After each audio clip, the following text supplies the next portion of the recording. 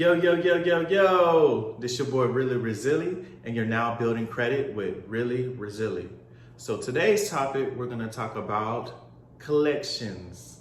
Now, collections are those things that will stop you from getting loans, especially for a home, credit cards, secured loans, unsecured loans. Maybe not secured loans, but more of like unsecured loans.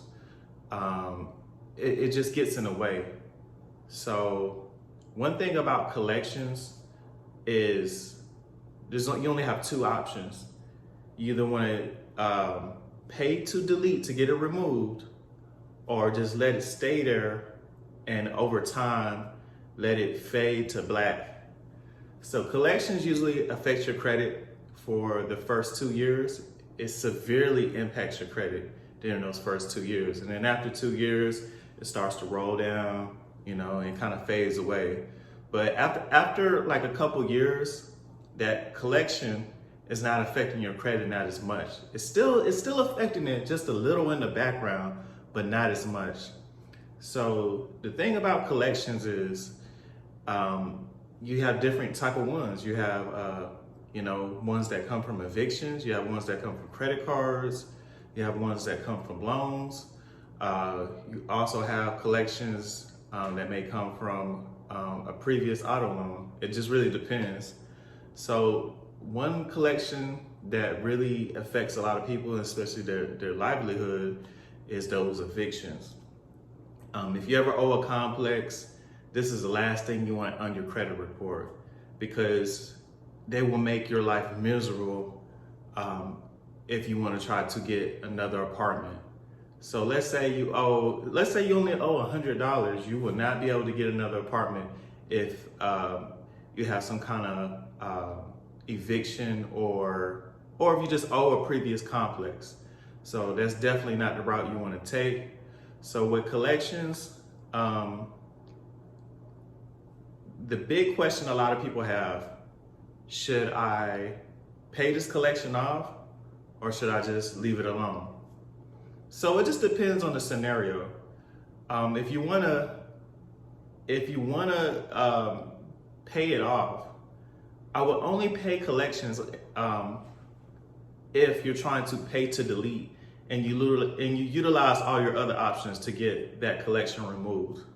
So in a good scenario to pay a collection would be if you have an eviction and you're trying to get a new place, a new apartment. Other than that, credit cards, if you don't have an option to pay for delete, then even if you settle or pay the whole thing off, it still remains on your credit with negative information on there. So once you pay it off, it will say amount settled or paid, but it's still showing up in a bad light. So if you can't get it removed, or if you can't pay to delete, then I wouldn't recommend paying any type of collection. Sometimes these collection companies will actually trick you too, as far as like the pay for delete.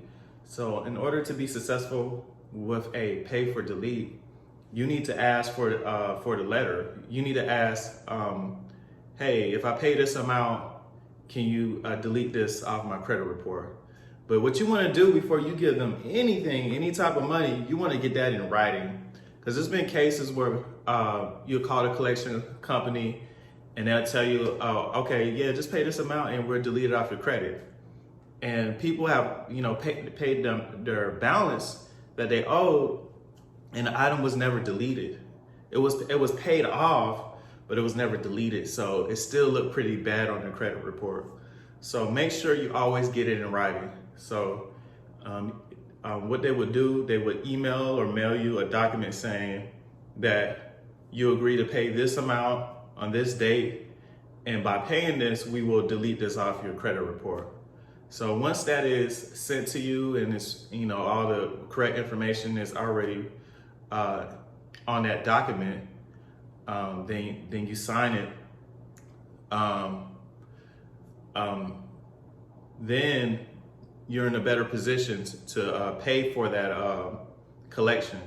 So if anything goes wrong, you know, you can submit that document to the credit bureaus, and you know they'll review it, and then they will end up deleting it off your credit report.